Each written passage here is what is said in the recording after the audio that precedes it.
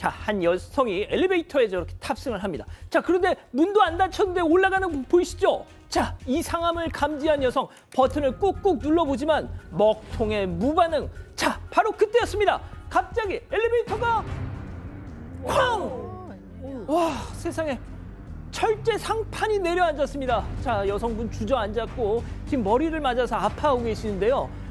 와, 세상에 이게 무슨 일? 자, 교수님. 네. 자, 안타깝게도 저희가 이 피해 여성분과 연결이 닿지 않아서 상태가 어떠신지는 알 수가 없는데, 자, 어떻게 된 일입니까? 아, 정말 이거 너무 중요한 제보 같아요. 자, 제보하신 분은 승강기 업종 종사자인데 동종업계 종사자 사이에서 현재 해당 사고 영상이 안전관리 소홀 등으로 논란이 되고 있대요. 근데 그냥 일반인인 제가 봐도 이건 진짜 말도 안 되잖아요. 너무 불안하고 무섭게 문도 닫히지 않은 상태에서 엘리베이터가 출발했고 맨 최정상, 맨 꼭대기층에서 이제 가면서 엘리베이터가 딱 벽에 부딪히면서 여성이 거의 1m 정도를 껑충 뛰게 됩니다. 그리고 그걸로 끝나지 않고 위에 있는 철차와 철제로 된 천장이죠. 보십시오. 네, 떨어졌어요. 머리도 다친 상태인데 이런 사고가 정말 또 있으면 안 될 것 같아요. 자, 손 변호사님, 사고 원인 좀 밝혀진 게 있을까요? 네, 제보자가 이런 말 했는데요. 이 승강기가 90년대 초반에 설치됐다고 합니다. 꽤 오래됐고요.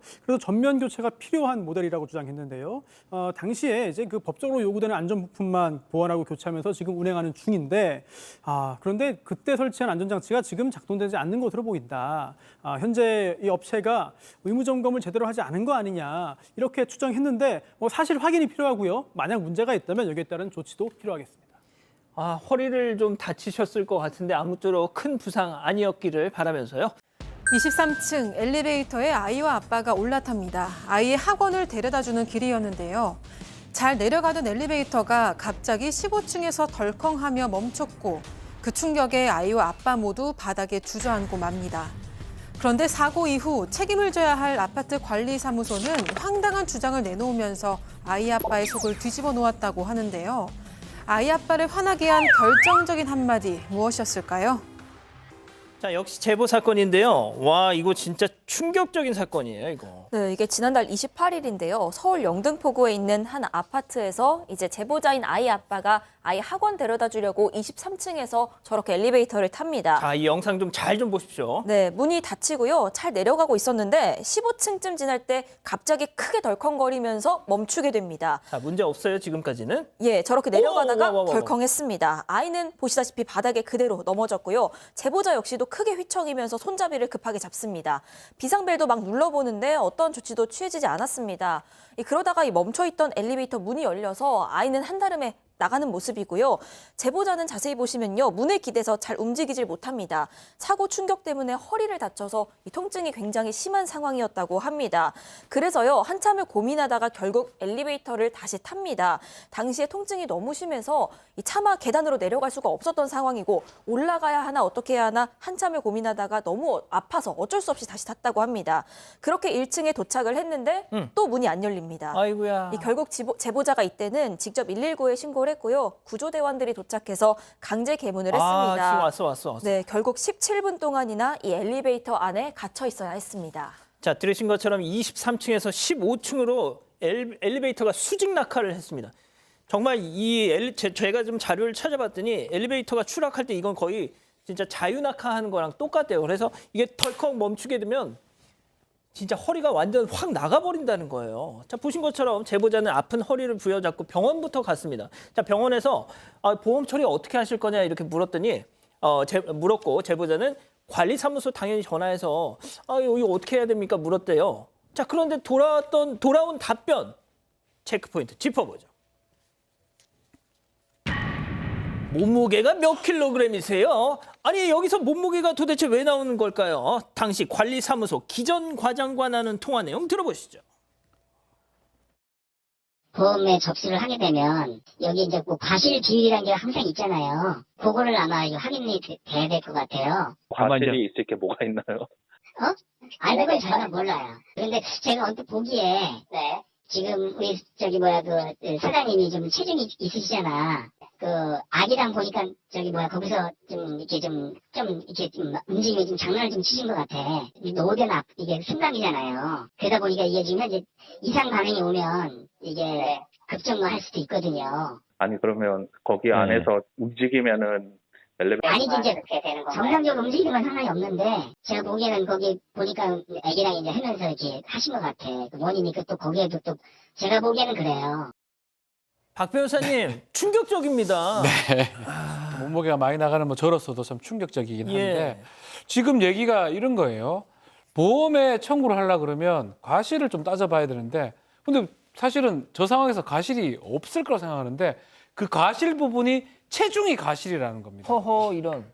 좀 뚱뚱하고 몸무게가 많이 나가고 또 거기서 좀 장난치던 뭐 그런 게 영상 찍혀서 그런데 문제는 이 엘리베이터가 이 13인용이에요. 13인용 900kg. 세상에. 그건데 지금 합쳐봤자 140kg인데 둘밖에 없었잖아요. 어떻게 저게 문제가 될 수가 있어요? 900kg 정도 열 몇 명이 앉아 있다가 문제가 됐다면 사실은 그래도 얘기를 좀 할 수가 있는데 저 상황에서 누가 보더라도 이 두 분의 과실보다는 뭔가 노후화라든지 문제를 생각하기 맞는데 체중 때문에 당신 과실도 일부 있다 이런 얘기를 해가지고 상당히 놀랐다고 합니다. 야, 자 이게 이 기막힌 주장 들으신 것처럼 그 기전 과장만 한 게 아니었습니다.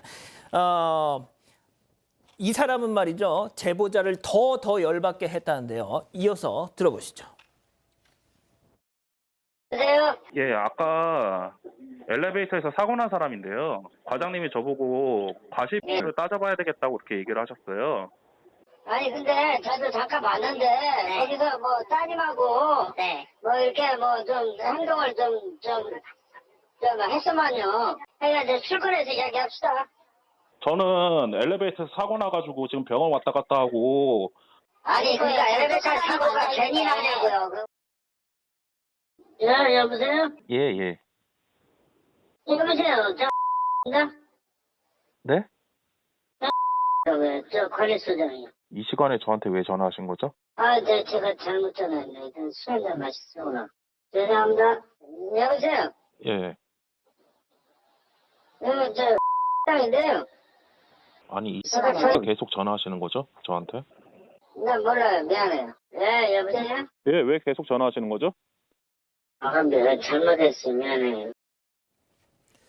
와 진짜 교수님 이 제보자분이 제가 보니까 보살님이셔 보살님. 아주 젠틀하네. 너무 진짜 와 진짜. 아주 젠틀한데 그러니까. 제가 봤을 때는 저 관리소장이라는 분이 저렇게 3번에 걸쳐서 전화를 한 것도 일종의 저는 의도가 있는 행동이라고 저는 봅니다. 오, 진짜요? 예, 그러니까 이제 아까도 얘기 나왔지만은 뭐 안에서 이상한 행동을 하지 않았느냐 이런 등등 얘기를 하고 있는데 실제로 이제 관리소장 이분도 역시 그 바로 제보자의 과실이다라고 이렇게 주장을 했었고요.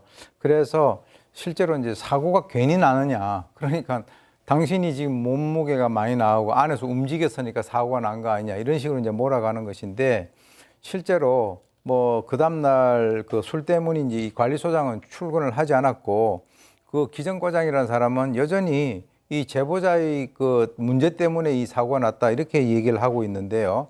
실제로 심지어는 이 관리사무소에서 아파트 커뮤니티의 사고 원인으로 아이의 산만한 행동, 아이고야. 급격한 중량이 감지 이런 표현까지 쓴 글을 올렸기 때문에 제보자 이분은 정말 황당하시겠는데 지금 아까 전화 통화를 하는 걸 보니까 상당히 젠틀하게 보이고요.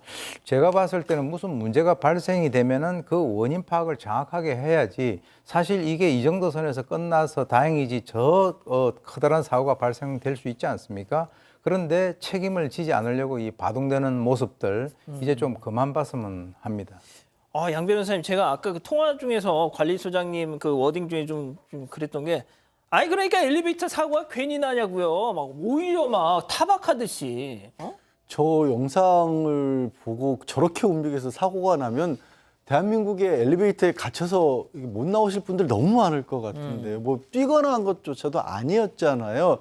하여튼 진짜 사고 원인은요. 그럴 리가 없다고 다들 아시겠지만 부품이 낡아서였던 겁니다. 아하, 이런. 사고 당일날 수리기사가 와서 보니까 이게 10년 주기로 교체를 해줘야 되는데 아이고, 교체를 안 했던 겁니다. 세상에. 저게 이제 엘리베이터 하부 부분인데 저렇게 엉망이 돼 있기 때문에 고장이 났던 거고 그 제보자분이 정말 착하신 것 같아요. 그래도 혹시 몰라서 수리기사한테도 따로 물어보셨대요. 혹시 제가 체중이 많이 나서 아니야. 고장 났습니까? 그러지 마. 수리기사분이 아유 그럴 리가 없죠. 이렇게 바로 얘기를 하셨다는 거고요.